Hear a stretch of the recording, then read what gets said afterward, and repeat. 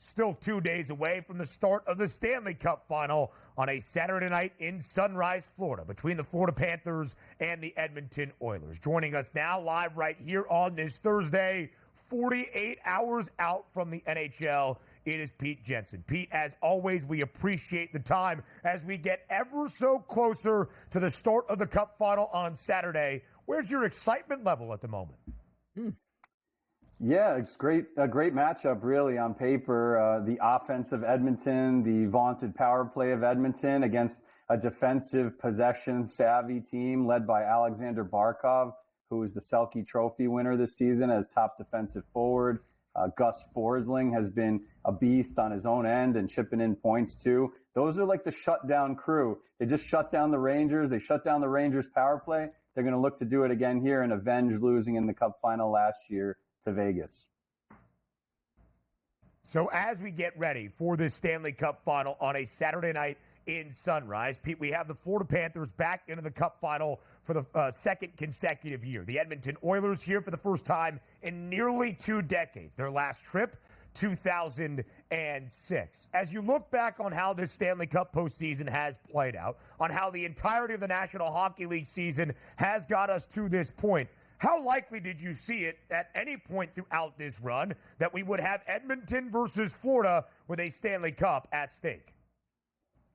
So back in the preseason and also the start of the playoffs, I did pick Edmonton to win the Cup. So I'm happy to see them here. It's one of those things where you thought they were capable, but remember early on in the season, they were one of the worst teams in the league. They had to make a coaching change. Yeah. So they kind of scared me and everybody else that was backing them a little bit with that early season slide. They lost that game to the Sharks, who were the worst team in the league that one game. But they've turned it around under Chris Knoblauch, led by McDavid, Draisaitl, Evan Bouchard, that full-fledged breakout season and postseason.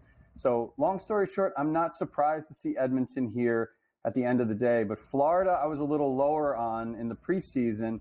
I actually didn't even think I had them making the playoffs just because they were dealing with some significant injuries entering the season. Brandon Montour, Aaron Ekblad, maybe Cup Final hangover, that type of thing. But Florida, I think, reminded us like a month or two into the season, they were really one of the best possession teams in the league, and they were out for some blood this season in terms of avenging last year. So if you asked me in about December or January if this could be the matchup, I probably would have said it wouldn't be number one on my list, but it would probably be in my top 5 or something like that.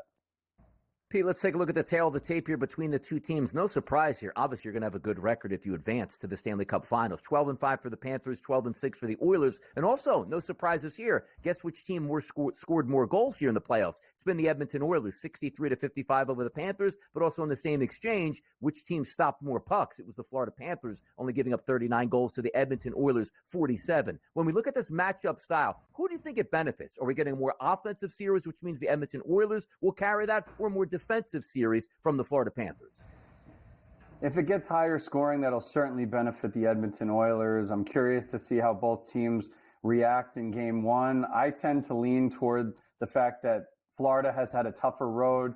Edmonton has had some trouble despite having an easier road. So maybe game one could be a reality check for the Edmonton Oilers. Maybe even like a multi-goal win for Florida. We've seen a couple of those massive wins at home in the playoffs. But they did drop game one against the Bruins, so they're not invincible either. It's going to be a great series. I think that Stuart Skinner versus Sergei Bobrovsky, that's at least a slight advantage in Florida's favor, with Bobrovsky being a 2-time Vezina winner. And Skinner, let's be honest, he was good last round and stole game 6 and a couple of those games along the way against Dallas, but he lost his job in round 2 against Vancouver, and they needed Calvin Pickard to pick up the slack a little bit for a couple games there. So Florida, the home ice favorite for game number 1 at -137 on that money line. As you saw in the series outright numbers to win the Cup, the odds makers favor the Panthers as well at -128. Pete, you just gave us a couple of the names that we need to know for the Stanley Cup Final. But when you look at this series in its entirety, what do you believe is the key matchup that will dictate who wins the Cup this season?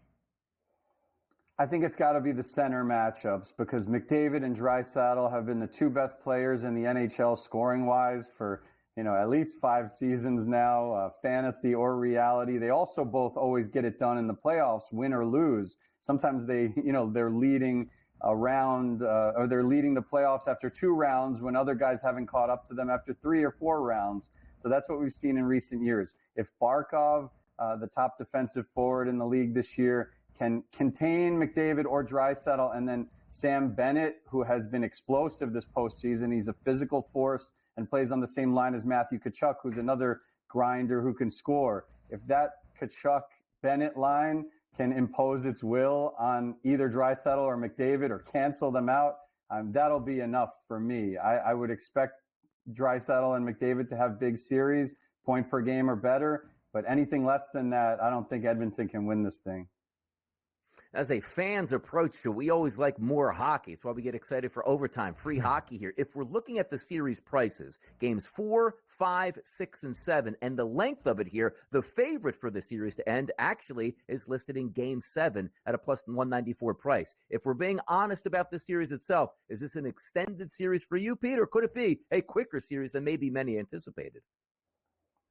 So Florida had a couple of 1-goal wins against the Rangers, even though they outplayed the Rangers heavily, shot attempts and stuff throughout that series.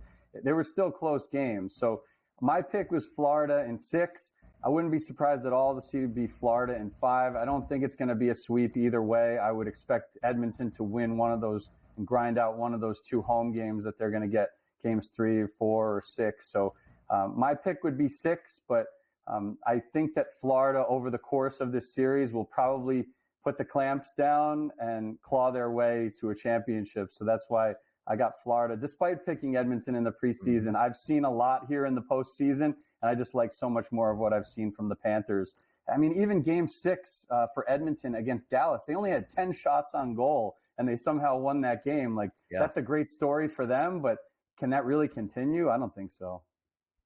So, Pete, if you know the National Hockey League, if you're even relatively familiar with hockey, you know the best player in the sport plays for Edmonton, and his name is Connor McDavid. Yet he has never played in a Stanley Cup Final with the Oilers. In what could be his de facto coming out party to everybody on the most significant stage of the sport, McDavid is the favorite to win the Conn Smythe. That is the playoff MVP within the Stanley Cup postseason at plus 200. Pete, do you think Connor McDavid will match expectation for the Oilers in the Stanley Cup Final?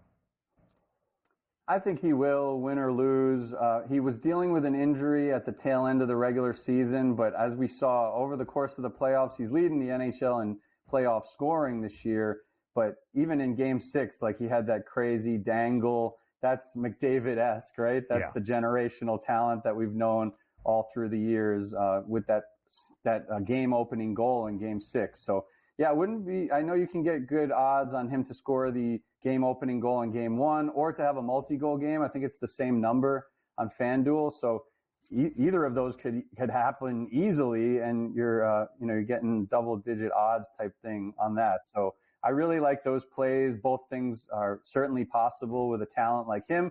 And this is legacy type stuff for McDavid, where if you're a casual sports fan out there, we're always following these different storylines with the larger-than-life athletes. I mean, he's the best player in the sport right now, getting there for the first time. Can he will his team to victory? You could actually, if you're backing Edmonton to win the series, you get the better number on him to win the Conn Smythe. And I think if Edmonton wins it, he's most likely going to win that award. A great handicap there, to say the least. Donnie likes to bring up of number 99 in Edmonton, the great one, Wayne Gretzky. Maybe number 97 will be remembered fondly after this Stanley Cup Final as well. Pete Jensen from the NHL, we appreciate the time on this Thursday. Thank you for being here.